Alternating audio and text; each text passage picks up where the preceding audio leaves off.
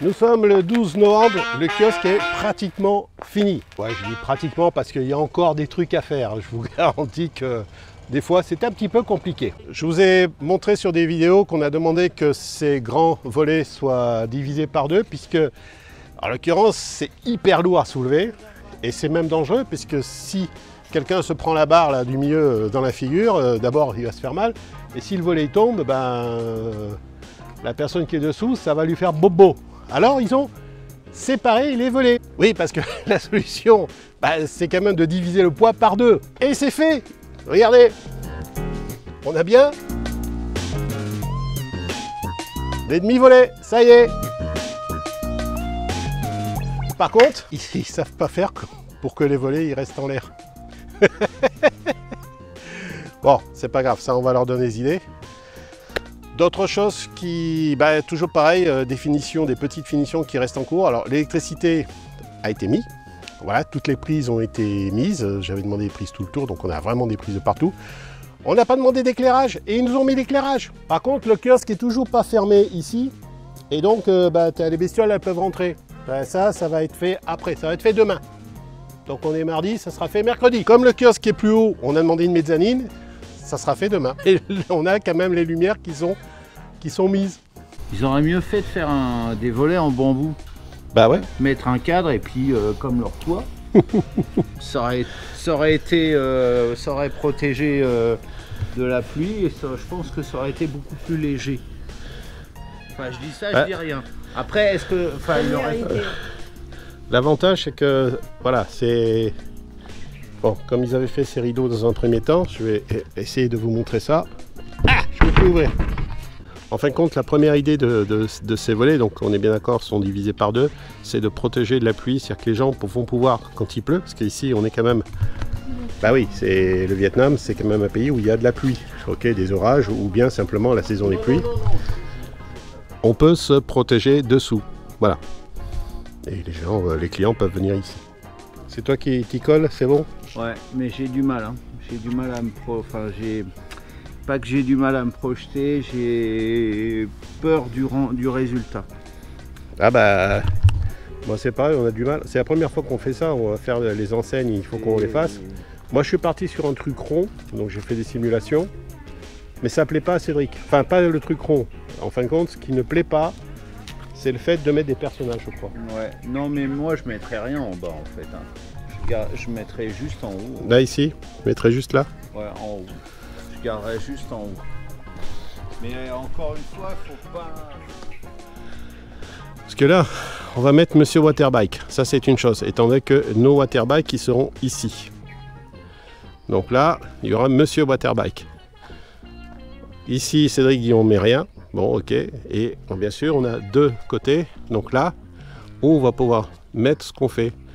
Je pense que, personnellement, mon idée, c'est de mettre des panneaux ronds avec justement ce qu'on fait, c'est-à-dire les gaufres, les crêpes, les bonnes amours, mais a priori sans mettre de personnages. Voilà. Affiche des années 50, honnêtement. Type fête foraine, tu vois, à l'américaine, tu vois, la nana qui est avec sa glace. Enfin, dans cet esprit-là, je dis pas que ça va... Faut essayer. Faut voir, faut faire la simulation. Faut que je fasse un truc plutôt vintage, parce que là, on a du bois quand même. Donc on peut pas mettre n'importe quoi. Si vous pensez qu'un kiosque comme ça, c'est facile à faire, ah ouais, c'est facile à faire, bien sûr, mais bon, il faut savoir qu'on est au Vietnam et qu'on a certaines difficultés. Et puis surtout, c'est un planning avec la météo, les ouvriers et tout le reste. Bon. Et comme disait Bernard Lavilliers dans une de ses chansons, d'ailleurs je ne sais pas si c'est de lui, mais ici, tout s'arrange, même mal. À quelle heure ils avaient dit qu'ils arrivaient? À 9 h je crois. Hein. À 9 h heure française ou heure vietnamienne? Ça c'est la question en fait. Non, parce que si c'est heure vietnamienne, c'est bon, on peut aller boire un café. Hein. Ouais, je pense aussi.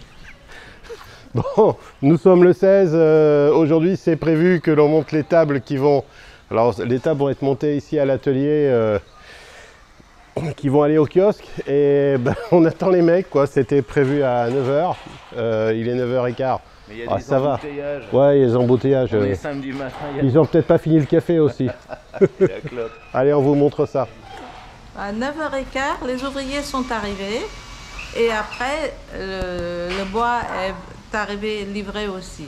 En fin de compte, ça se fait en deux temps. C'est-à-dire que d'abord, les mecs ils sont arrivés et ensuite le bois est arrivé. Allez, on vous montre ça. À l'intérieur du kiosque, on va finalement avoir 4 tables. Une table à droite, une table à gauche, une table devant et cette table qui va être devant va être plus courte. Donc ça, c'est la table spéciale machine barbe à papa. Et les mecs qui bossent en plein soleil, je leur dis de se mettre à l'ombre, ils ne veulent pas, ils veulent bosser ici.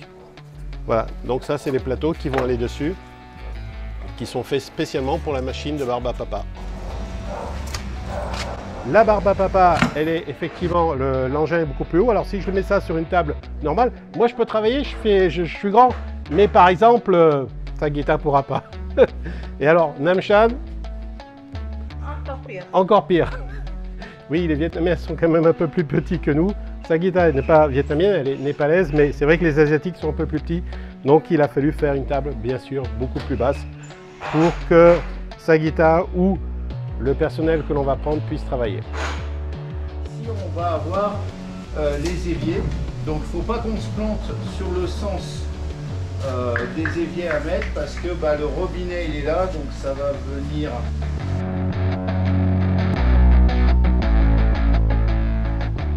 Alors, petite précision aussi, vous avez pu voir que ce sont des tables en bois et pas en inox. Mais vous pouvez voir que le bois en surface il est laqué. Ce qu'on ne pouvait pas prendre en inox, c'était pas possible au niveau du budget, il faut dire ce qui est. Mais au niveau de la qualité, de toute façon, c'est pas du contreplaqué, c'est pas une surface de contreplaqué, c'est une surface laquée, donc ça a les mêmes caractéristiques finalement que l'inox. Il n'y aura pas des traces de rayures ou quoi que ce soit. Donc on va pouvoir travailler à faire de la cuisine dans l'hygiène, dans une hygiène respectable. Voilà. Et donc, puis on est au Vietnam ici, et tout comme le canard, ici, le bois, il est laqué.